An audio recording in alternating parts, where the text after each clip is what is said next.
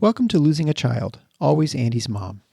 On this podcast, we journey through the devastating experience of the death of a child. Grief is seldom discussed openly in our culture, and the death of a child makes people feel even more uncomfortable. We approach the topic openly and honestly, speaking to people who have lost loved ones and experts who help care for them. Whether you are a parent experiencing loss or someone who wants to support another going through this tragedy, this podcast strives to offer hope and help.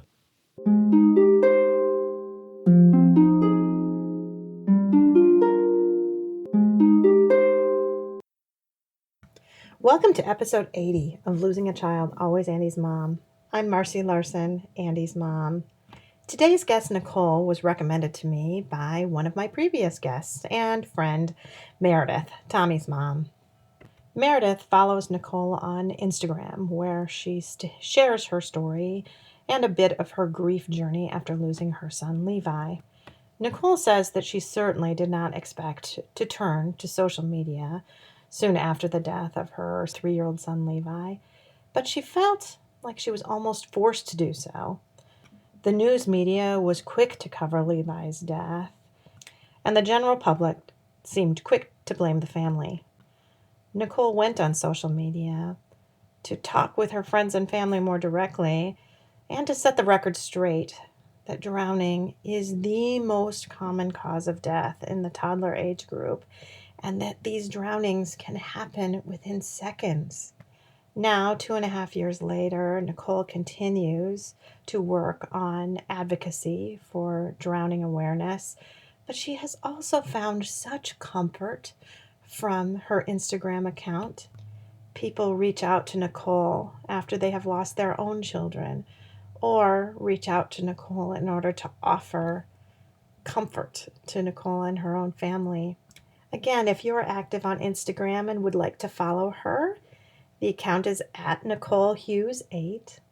Also, as a reminder, you can follow me on Instagram as well, although I am probably not as interesting as Nicole, but my account is at Always Andy's Mom.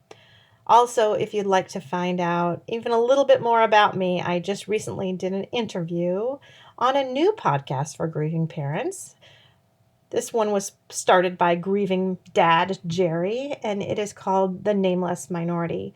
So wherever you download the Always Andy's Mom podcast, you can download The Nameless Minority as well.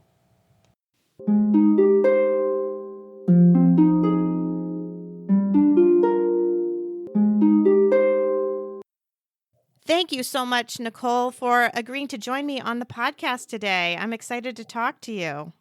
Oh, thank you for, I really love this idea of a podcast and think it would have, especially, even now, the grief journey doesn't end, right? But especially in the beginning, It really would have been something really, really helpful, I think. Yeah, absolutely. I do have a lot of people reach out right away in those first months, and they think they find it helpful as well. So anyway, why don't you start out by just telling us a little bit about yourself and all about your son, Levi? Oh, okay. Well, my name is Nicole, and I am a teacher. I teach, I've taught different things, mostly middle school language arts. And right now I'm a writing teacher, which is really a great job. My husband and I met in college. We went to the University of Tennessee in Knoxville, and I was 22 when we got married, which is so crazy to think. But of course, it's obviously worked. Yep. But a baby, yeah. I was so young. I know. It seems that we thought we were so ready, but we have 5 children now. I had a daughter first, and then we had another girl, and then our third child was Levi. And we always said we just wanted 3 kids. It was sort of our plan to just have 3. And when Levi, we weren't like trying for a boy, but when we found out he was a boy in the 20-week ultrasound, it just really felt so fitting. And we really were like, well, this is it. Here he is. Here's our little caboose, 2 girls, a boy. And the ultrasound visit is like just a day I'll never forget. I was 20 weeks when we found out. And like I said, we really weren't trying for a boy. How do you even do that anyway? Yeah, you don't. Right. Like that's the dumbest thing to even ask somebody. My husband wanted a boy. He just did. There was no way around it. We were hoping for a boy. Yes. And when they saw the penis, I have never seen my husband so proud. I mean, he was so excited. And he's a physician actually. And he went back, he was able to get off work for like an hour, and he went back and he just took my friends who work with him told me he took the picture, the ultrasound picture of the penis and slapped it on the wall of the OR and said, "That's how I do it." And I know he was so proud of this little boy. That's so funny. Is he an anesthesiologist? Did I read that somewhere? Yes, he is. Yes. Because my husband is too. Oh my God. Yes, that's right. Yeah. We discussed this briefly. Uh-huh. That's right. Yes. Anesthesia. Yes. And that's what a great connection. I know. One of this boys, so we have this boy, he is just all boy. Like, I mean, comes out, I always kind of joke, like came out naked and screaming. And then that was just how he always wanted to be. Yeah. Forever. Just naked, yelling, jumping down. And, I hate to stereotype, but we have, sometimes the stereotypes are real. It's just the truth. Well, kind of that's why they're stereotypes sometimes, right? Mm-hmm. Exactly. It's just, yes. So we had these girls that were, pink and princesses and all this. And then we had this boy that even though he's surrounded by tiaras and glitter and tutu dresses, like he would take the fairy wand and turn it into a sword. Yeah. He would, we didn't even, by the third kid, I was like, I'm sorry, I don't want any more toys in my house. You're going to have to deal with what we got. Yeah. Right. And, but somehow he would turn these girl things into very boy, items. He was just always like somehow in his underwear. I don't understand. I'm like, I know you have clothes. Like, what is happening? He always wanted to be outside. We had these two girls, and, I'm a teacher, my husband's a physician. We let our kids have fun, obviously, but we also have rules and boundaries. But somehow he just could not resist peeing outside. And I don't know if this is just like a boy thing, but he just, everywhere we went, he just always wanted to pee outside. And and say the word penis. It was like, he was only 3. Oh. And these were just battles that we quickly realized we were not going to win. Yeah. So it was so new to me, don't get me wrong, because girls bring their own parenting challenges.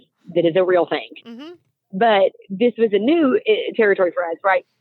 I finally had to reach like compromises with him. He was only 3, but I had to reach these compromises where he could say penis as much as he wanted at home, but he had to ask me before he could say it in public.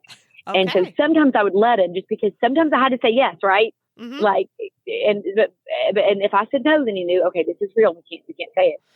But he just was so silly. Like he just was a silly, silly, silly boy who found, wanted to jump around, wanted everything to be a sword, but he also could be so loving. He would snuggle with me at night. He always wanted, just one more kiss, one more hug, Mom, all the kisses, all the hugs. He was a mama's boy. He just really was. Yeah. And, we had these older girls. They were 9 and 8 when he was 3. And I'm sorry, 9 and 5 when he was 3. Okay. They just loved him and doted on him and adored him. And, we used to joke all the time that he was going to make, I would say like, oh my gosh, he's going to be such a good husband because he's going to know like girl hair products and girl drama, all of this. But then I was quickly like, he's actually going to be a terrible husband because he thinks he is a king. Like he is so used to being, so adored and doted on that I can't even imagine the poor, woman he married. He was just so special. I see that so much when I see third ones like that, especially when the others are a little bit older. And yes. Yeah, I've had to say to parents, like, you need to get those older ones to not do whatever the youngest one wants because you are really getting him to feel spoiled. Stop treating him like a prince. I know. Yes. I know you don't like it when he cries, but you can't just give him whatever he wants. I would try to put him in timeout and before which was rare.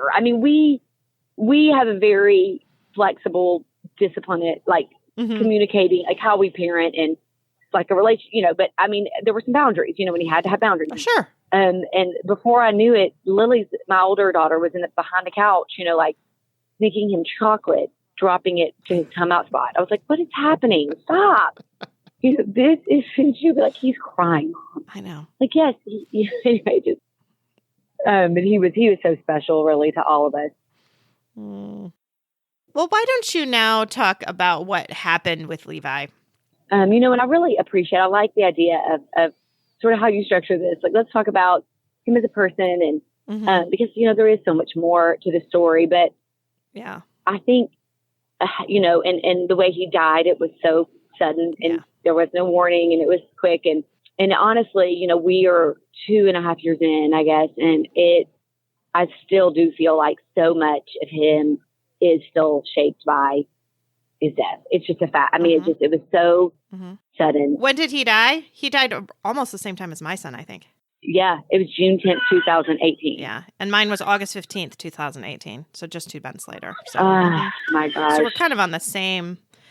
And mine was sudden too, because it was a car accident. So yes, you told me. I know. I'm so sorry. I'm sorry too. It's just, but it's the way it is, right? It's the reality. I'm spoken to with us too, right? I don't even have to really tell you. You know, what my heart goes out to. I know my heart breaks with yours for sure. My husband and I we were very careful with our kids. Obviously, I'm a physician. I'm a teacher. He was our third child. I kept them rear facing until, they were 3. We bought the most expensive, best car seats. I cut their grades. We were worried about screen time, all of these things that we really thought we were doing to keep our children safe. Never would we have imagined, if you had given me a million reasons why one of my kids would die, would I have thought drowning. Yeah. Yeah. And every time I tell it, I always think maybe it'll end differently this time. It just never does. But so I would like to preface with, we didn't know this at the time, but drowning is actually the number one cause of death for children 1 to 4. And the vast majority of the time it happens when they're not swimming and they somehow reach water alone. And a toddler can drown in 30 seconds. It's very important for me to lead with all of this information that we did not know. So I was so worried about screen time and organic food and, all of these things. And I had no idea how often toddlers drown when they aren't swimming, especially. And so we were at the beach.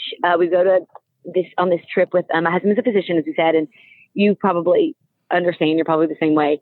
We go to this beach trip with our friends from residency. There's 6 families. We've gone every year since before any of us even had kids, and we've since added 17 kids to this trip. Wow! But which has been a really fun journey together, right? And we were on this beach trip in Alabama. It was the first full day, Sunday, June 10th, and we spent the entire day at the beach and the pool. And there were 5 anesthesiologists, actually, and 1 ophthalmologist. And we used to joke that the ophthalmologist was the only one we needed because the kids got sand in their eyes.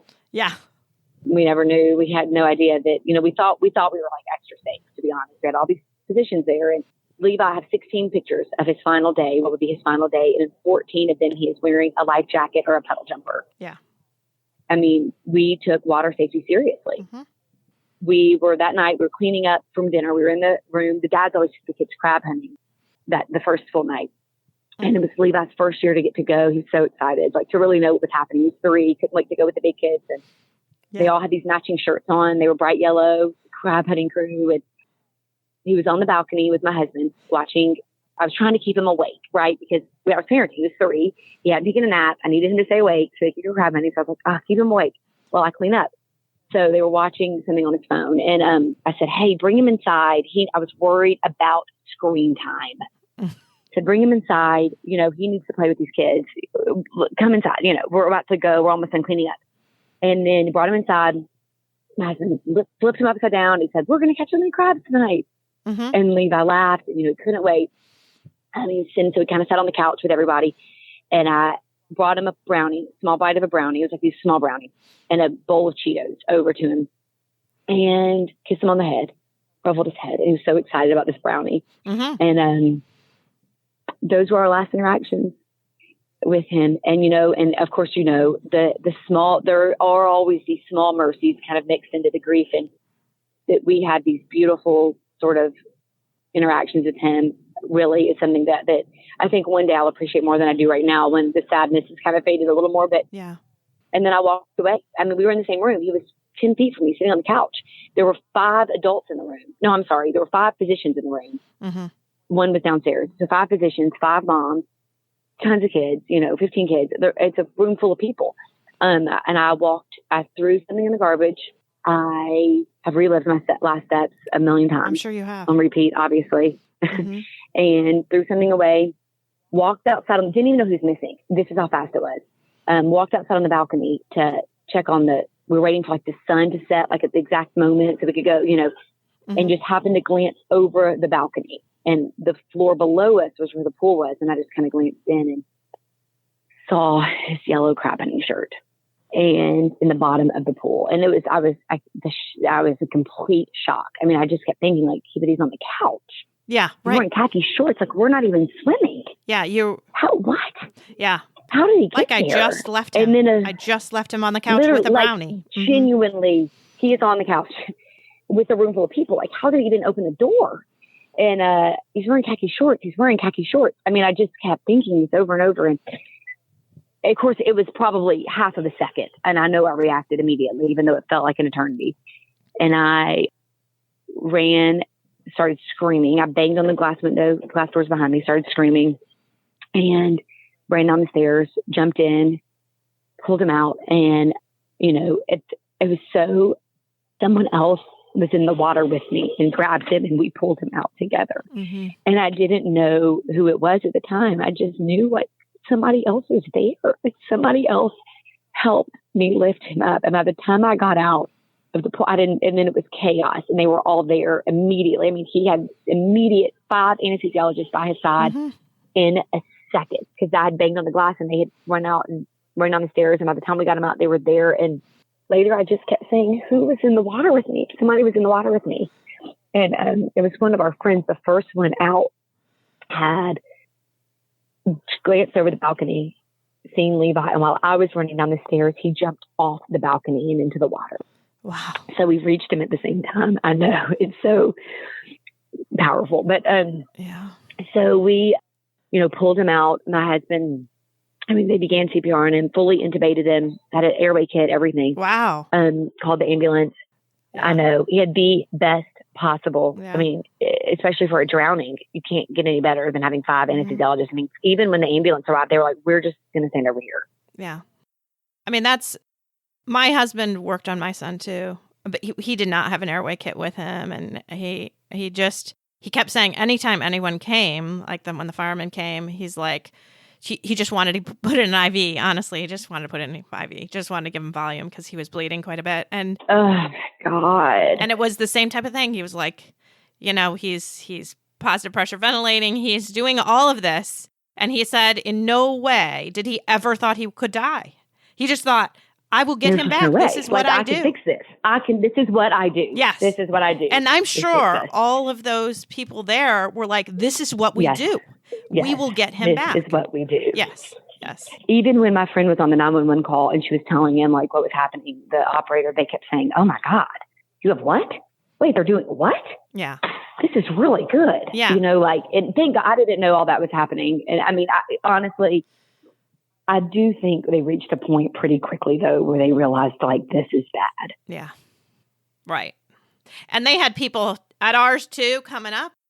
And then finally, someone said, I think you should go be with your wife. We will take over. But honestly, yes. I think they knew it was hopeless at that point, And then he came to me and said, and I said, and then I started to become aware. And then I said, is he going to be okay? And he said, yes. And then he stopped. And then he said, they're doing the best they can. And then I knew that meant no. Oh, God. You know what I mean? That means no then. I know exactly what you mean. Right. I was staring at my husband. I was just watching him as he worked on Levi. And they never lose their cool, right? I mean, especially anesthesiologists. No. This is literally what they do all day long. It's life and death, right? All day. Yeah. And I was staring at him, watching him. And when he stood up and threw his hat into the air and he screamed, somebody call 911. Yeah. That was it. I mean, it just stopped right then. Like I knew. Then there was no way he would have, it was over. And that's why I knew too, and I think he knew, when the paramedics tell the anesthesiologist that they're going to take over, that means it's done. Oh, God. Right? That means it's done. Oh, my God. And it wasn't very long before the paramedics were up to us saying, despite our best efforts, we were unable to save your son. And And I'll never forget those words either, because, Oh my God. they do the best they can, but They do the best they can. I yeah, mean, they and do for the these best they can. people who, I've had people reach out to me who actually the nurse that was in Levi's hospital room has found me on Instagram and messaged me. And it's hard for me to even reply back to her, honestly, Yeah. but it was just so kind of her to reach out to me. But and people who were staying in houses next to ours have messaged me and said, we remember that night. We remember the ambulance. We remember the helicopter. Yeah. He was airlifted. We remember, all of this. And I think what has been so interesting for me to kind of just jump around, I guess, a little bit, as far as a grief journey has been, because I start immediately was just very transparent on social media about kind of what happened. There were some reasons I kind of had to. And anyway, and I've shared a lot about my grief journey, just the real, all of it. And I think, for our friends who were there, for people who were connected to this somehow, I think it's been really healing for a lot of people to kind of see this is possible, to survive this. So Levi was airlifted and we lost him just hours later. And, and immediately the shitty thing for us, sorry to discuss here, but is they had to come. I mean, it was a drowning. Yeah. It's all shitty. There is no hierarchy in whose child loss matters more. That's not what I meant. No, but just a different layer of ours with the drowning. We had to be investigated. Sure. And we did with a car accident too. You are interviewed by the sheriff's department and all that. I mean, and there's court stuff. That's icky. That's just icky. To have to tell people he drowned, it's still hard to say. It's such a immediate. I know, because I know what I would have thought before if somebody told me their kid drowned. I'm like, well, why weren't you watching this? I mean, this is just a fact of it. When the sheriff came to ask us, and then it was on the news in Alabama, and then I guess the way the news stations are all sister stations or whatever, the article got shared by our local, and we live in not a huge place, it's a pretty small city. So people were seeing, so this got shared all over Facebook by 7 a.m. the next day. We hadn't even told anybody, and of course our family knew, of course the people knew, whatever. And of course, all they put is 3-year-old, Levi's family was all eating dinner when 3-year-old Levi Hughes slipped away. I know, it's awful, and drowned. I mean, so you can imagine the comments about this, right? And so immediately, so then people we knew were finding out this way. And it was so sad. I didn't care what anybody thought about me as a parent, but I was sad for my friends who loved Levi and who this is how they were finding out. It was awful. So I immediately had to go to social media and kind of post something, we lost Levi, we'll share more later, whatever. And then actually the second thing I did was immediately email the news station and say, get your facts right. That is not what happened. How dare you share this, so soon after losing him? And even then I realized there's a lot more to drowning than I think it is, because I would have read that article and been so desperate for this not to be my story that I would have been like, oh, good, my kid's not going to drown, because I've never just been eating dinner and not noticed he slipped away. But that's not even what happened, But I said, so even then I was so acutely aware of there's a whole lot more to drowning than people say there is. Yeah. And that is hard. I know that very night we're in the hospital, because my other son had a concussion and we all were taken to the hospital, because obviously you all have to be evaluated when it's a bad enough accident when someone's killed. Oh my God. But our pastor was there and said, this is going to be all over the news. It will be all over social media. You need to call your family. And it was so hard because they're like, it was the hardest things to do. You're like, my God, but give me a second. We're not there very long. I've just told my other son, even though he watched all the CPR, he watched everything.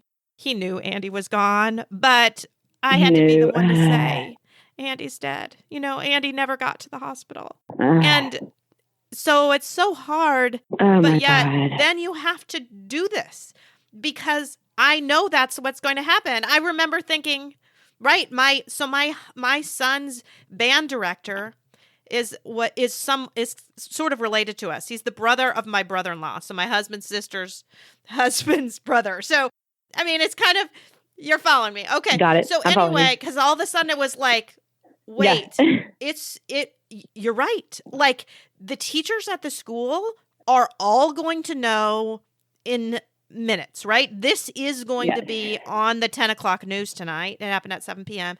This will be on tonight's news, and it's getting close to the time that it's going to be on the news. And I think he's going to know, and then he's going to call his brother and sister-in-law, Andy's aunt and uncle, and I haven't told him yet. You know, I mean, and my family's out in Iowa, so I felt like I have a little bit more time there, but our Michigan family needed to know right away and it was everywhere. It was everywhere on the news. And I feel blessed because one of our friends at church was actually worked at the news station. And I guess the story came and she looked at it, and I guess she immediately started crying and couldn't even stand up. And people are like, why? And he goes, this is the Larsens. This is Andy.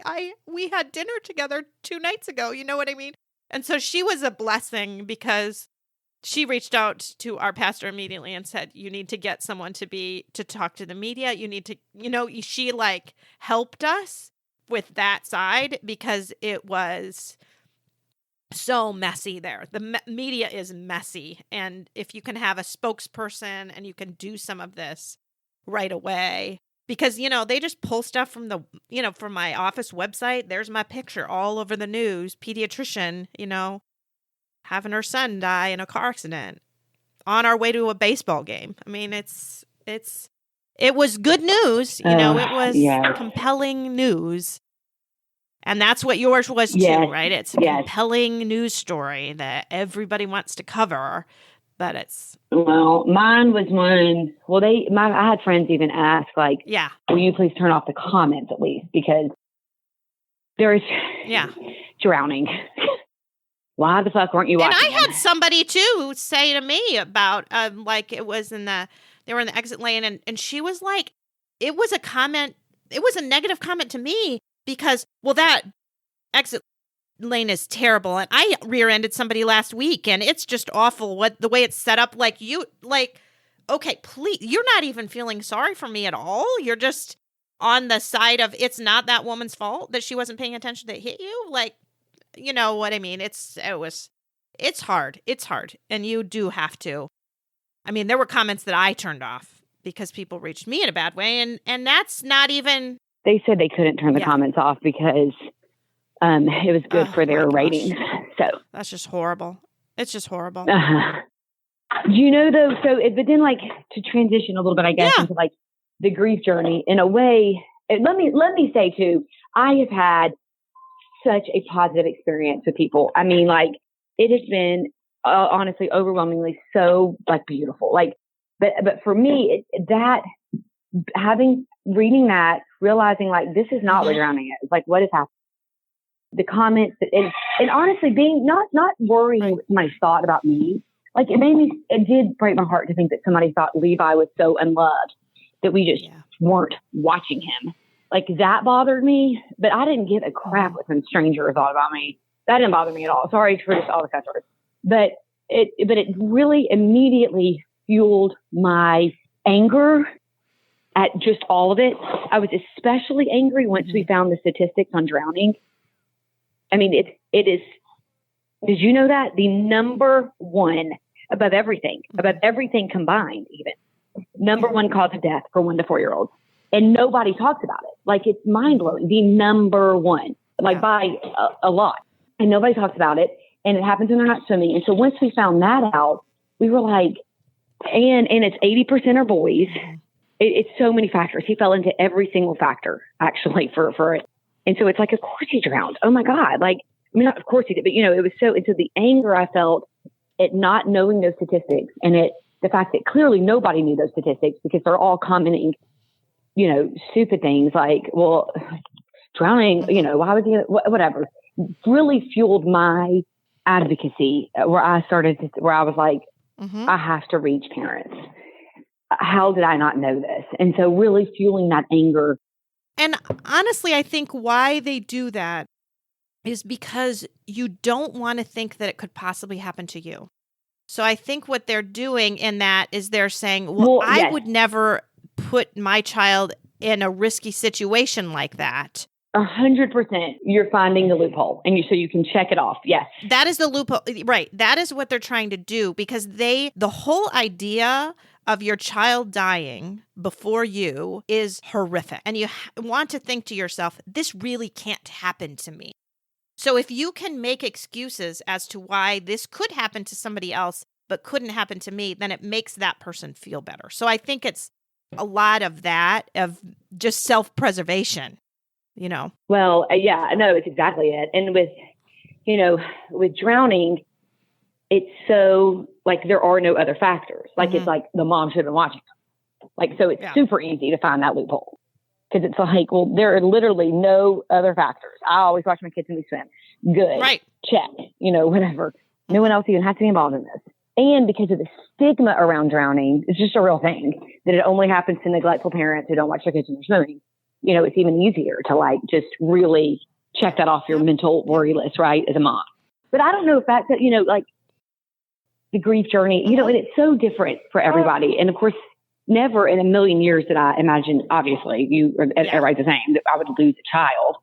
But I do think that, looking back, there are some things that sort of happened that, I don't want to say, like, helped set me up for how I would handle it, but I guess it is it. Like, one of my friends from college, her husband was diagnosed with cancer when she was 37 weeks pregnant with twins and had a 1-year-old and a 2-year-old. It was bad. And it was bad. It was terminal. It was not good. But I watched her. He actually passed away in April of 2018. So his journey was kind of like right before losing Levi. And, like, I watched her, like, I remember she would post things like eating chips and guacamole with her kids. And I was like, but your husband's dying. How are you doing that? Like, how are you doing that?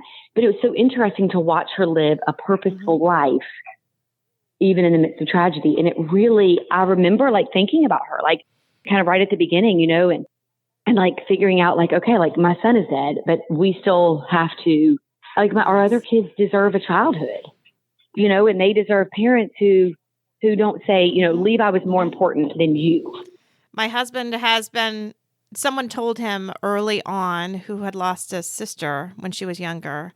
She said, one piece of advice I have to you is make sure your other kids always know that they're enough. Oh, my gosh. Yes.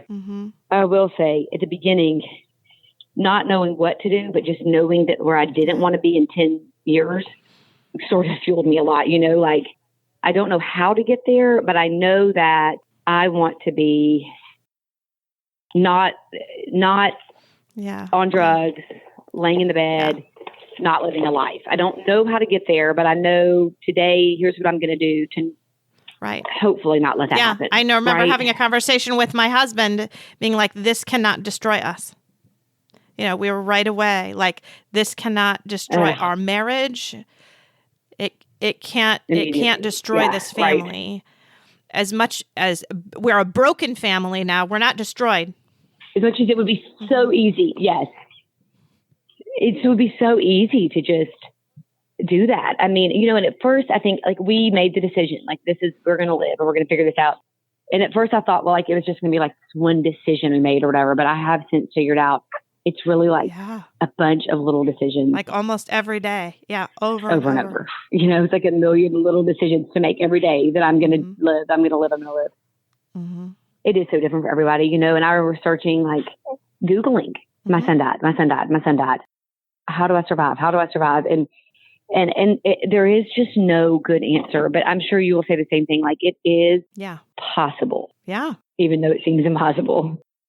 It does seem completely impossible at the beginning. And it's not. You don't even know how you can go hours, let alone days, let alone weeks. And now I'm at 2.5 years. Oh my God. And every years. Oh my God. I remember thinking But I still was thinking just today, we had somebody recently that died, a neighbor who is 90 years old. And I actually thought in my head still today, oh God, please don't let me live till I'm 90. Because I can't handle the idea of going that long without Andy. I mean, I've already gone 2.5 years. If I got to go another 45, I can't even envision that. So it's, I know it's a silly thing and I probably won't always feel that way. But right now I'm still feeling like I don't want to go decades here. Oh my God. It's so true. I can't even see when I find myself panic. I can't. Then I have to just not think about that. I have to think about today. So I can't get panic about the future. Is a real thing. It's just too hard. It's too hard to think that far ahead. Yeah. So what are some things that people did right away to help you? Because I feel like people, I don't know, we just got such compassion from other people that was really amazing. Oh, I just feel like, yes. Well, the first thing we did was get a dog and a camper.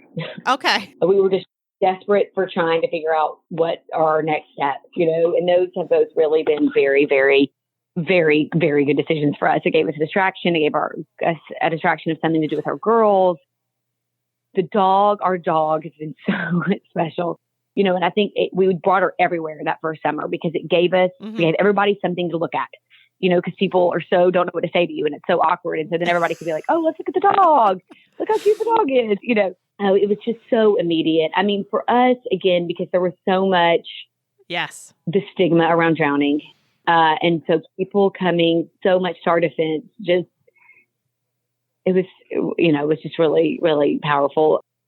Taking our older girls, they were 5 and 9, they still were little and they still needed me to do everything for them, and I just had no energy. So if somebody could all I really wanted was please take them somewhere for a minute so I can have a second. I wasn't prepared for the mental exhaustion of grief, right? Where I just needed time to process it over and over and over. And I did not have very much alone time. That's just, honestly, I think the biggest thing too is if you don't know what to say, just don't even say anything. Just say, I'm sorry and leave it at that. I feel like I can come up with a list of 25 things to not say, but only really one guaranteed universal that all grieving parents can appreciate. And that is just, I love you or silence or I'm sorry or whatever, but don't all those stupid, everything happens for a reason. Don't say any of that stuff and then go home to your intact family. That is so horrible. You just can't. I hate that just too. Don't say it. I hate it because it's just right now, I don't care, and even when people would say this is all part of God's plan, I actually would say back, well, then God's plan sucks because that's how I feel right now. And and that may very well be well and good, but right now I don't like it, and I'm never going to like it. Right. So to tell me that it's God's plan is only going to make me angry with God. So please just shut up. Oh my gosh. Well, no, I think that was helpful. People just checking in and texting, but not expecting a reply.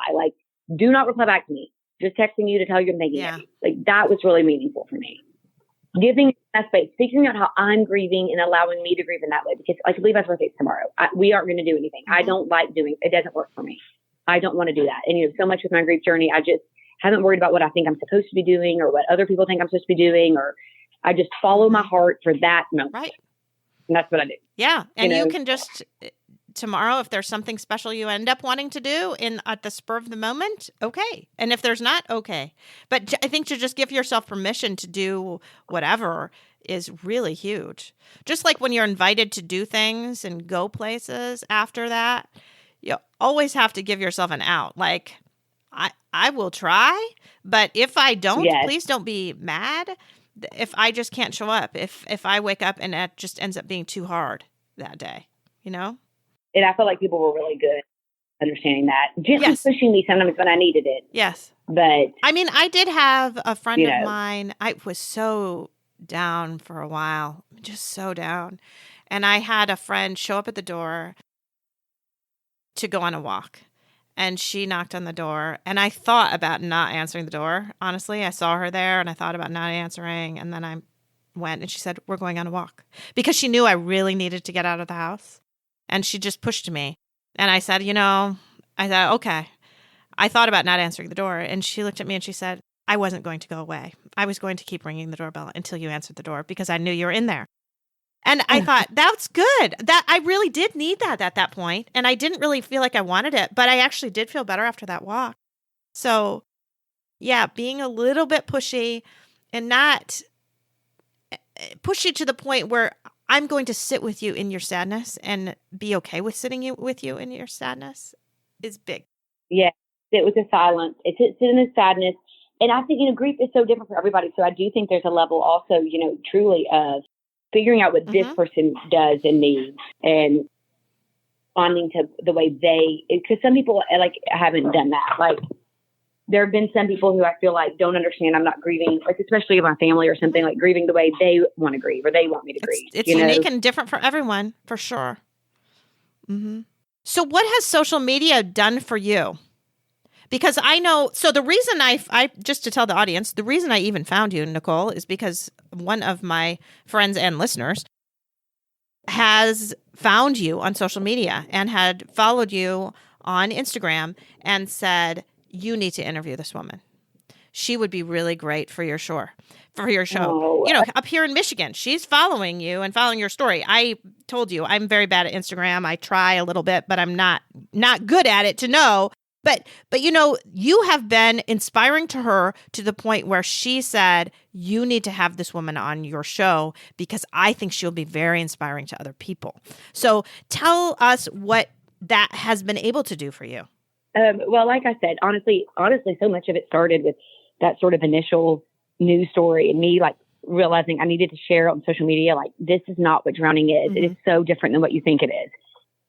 So I just started sharing a little bit like that. And I would get, messages from people who are like, I had no idea, that drowning was the number one, or that it could happen when you aren't swimming, or how fast it happens or whatever. And so it really started kind of from that standpoint, but also from a standpoint of like I said, people would see us out and like, it was almost selfishly a way for me to let people around us know, here's how I'm doing today.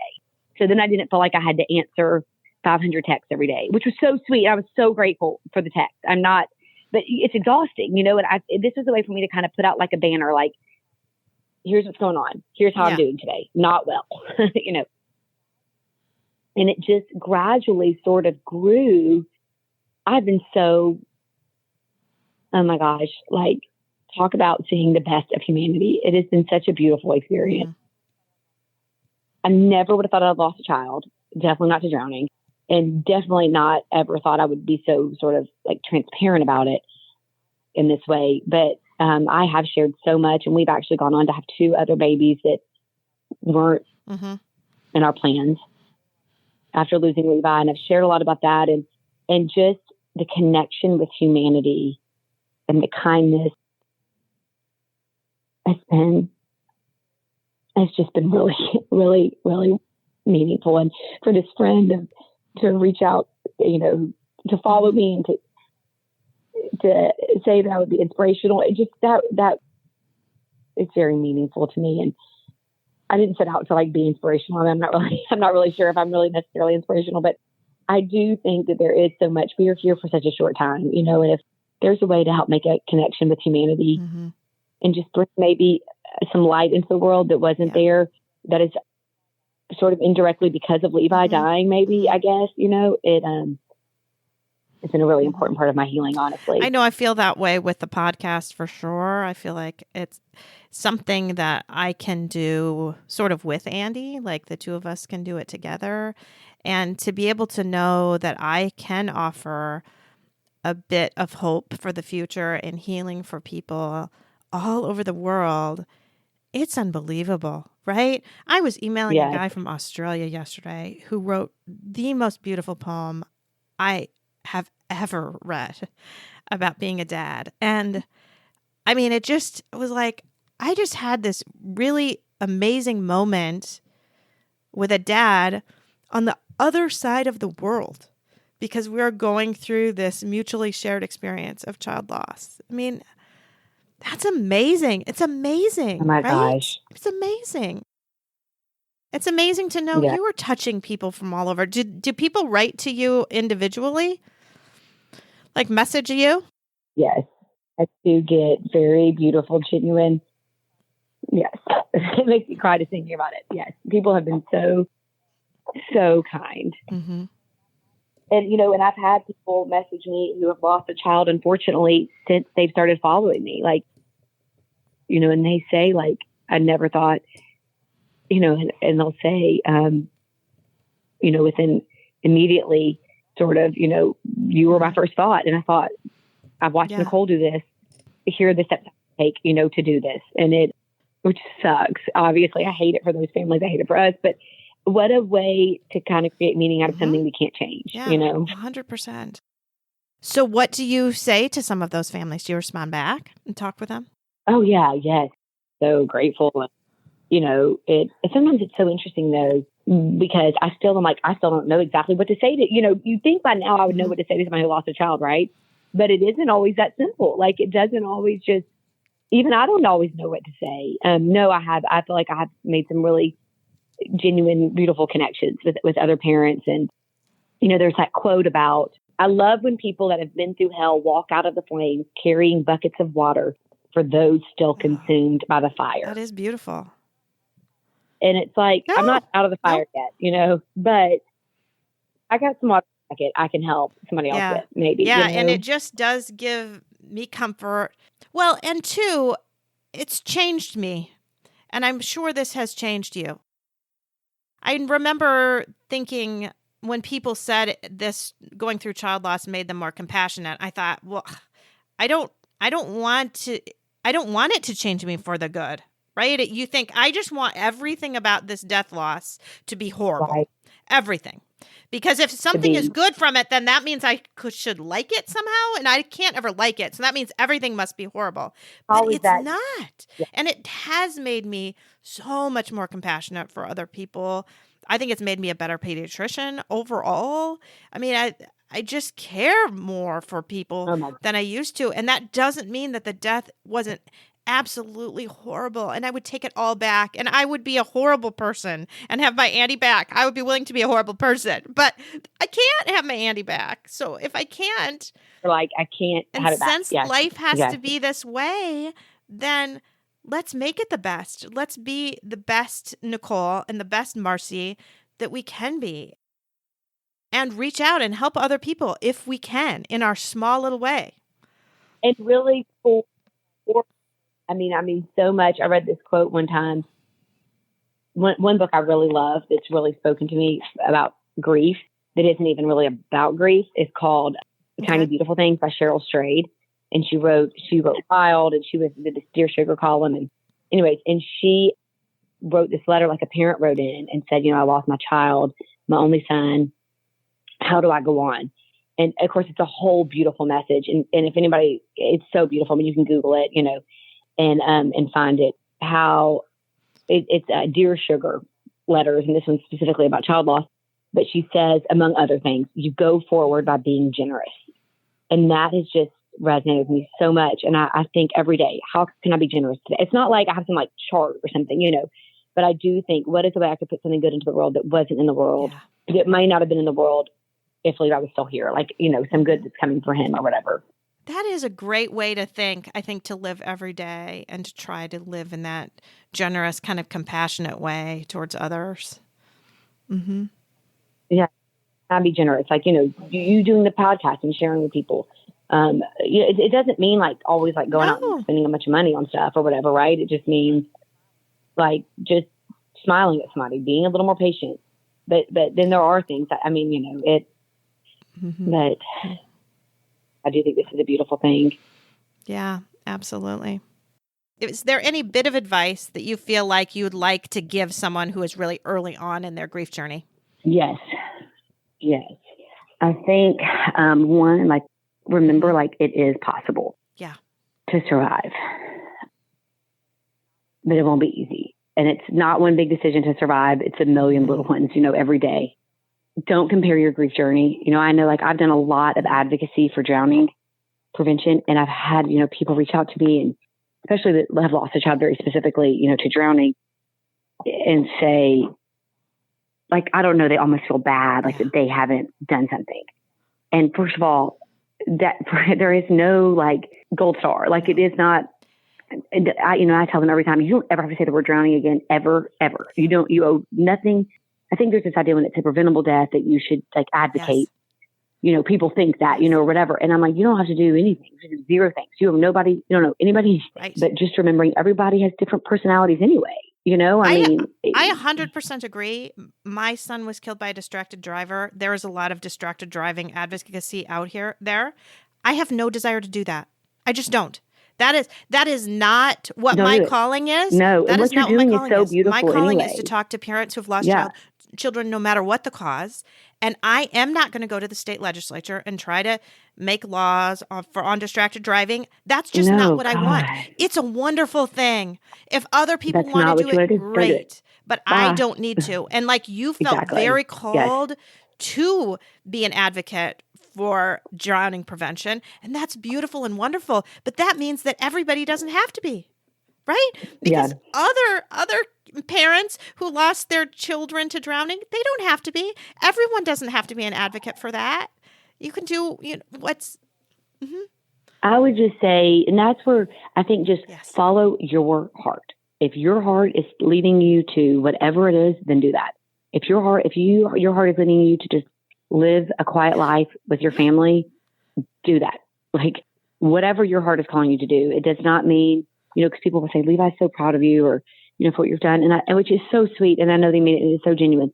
But I'm like, I don't need, he would be just as, I don't think like somebody's case is like not, I think getting out of bed every day and living a life, they're proud of you. I mean, it's not. You can do little things that only you will know about, or a big, huge foundation. It does not matter. It does not matter. Right. But yeah, that's what I mean. The little things, the just daily life, just the getting up every day and going on and still trying to be the best person you can be. That is enough for sure. I mean, that's a huge thing. That actually is a huge thing. The other stuff is just gravy. Mm-hmm. Yeah. Oh, thank you. I think that would be my biggest. Just follow your heart. Yeah. Try to put some good into the world that wouldn't have been there otherwise. And maybe it's not a big thing. I'm not saying like you have to do some big thing, but like even like, being nice to somebody, or, I want to do is I want to sponsor a well in Africa. They're like $10,000, but I'm thinking, gosh, that would be so cool. Like this whole community would have a well that wouldn't otherwise have a well. Mm-hmm. And it's all because of Levi, like I was never thought to do that otherwise. So but again, figuring out what works for, your family and just, I think the other thing is, this is maybe different, but like, don't be so hard on other people who don't know what to do. My husband talks about that a lot, about giving grace to other people. So you need to give grace to yourself and forgive yourself, and you need to give grace to other people all the time because they don't know what to do.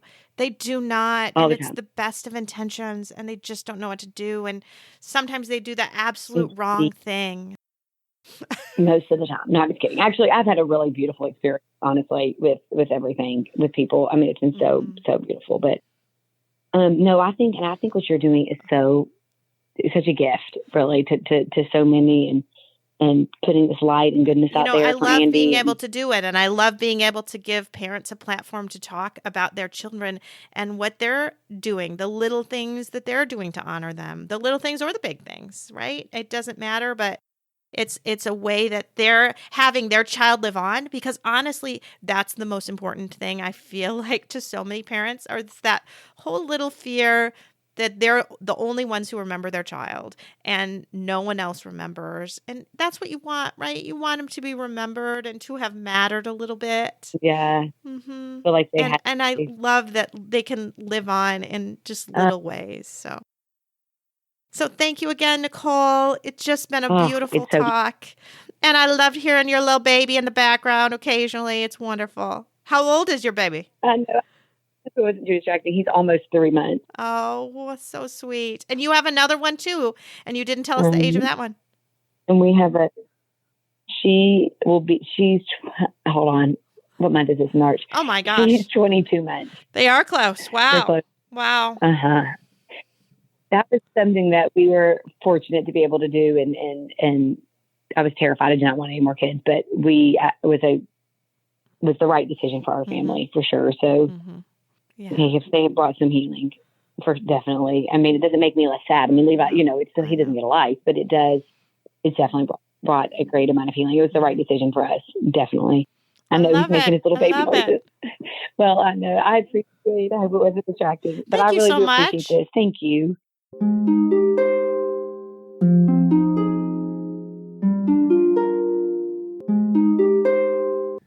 Thanks for listening to Losing a Child, Always Andy's Mom. Please subscribe to the show on your favorite podcast player. We are always looking for new show ideas. If you'd like to be a guest, know someone who'd be a great guest, or have a show idea, please email us at marcy@andysmom.com. Be sure to visit the webpage, andysmom.com, for more content, including Marcy's blog. There you can also sign up to receive updates via email. Together, let's work to inspire hope, one day at a time.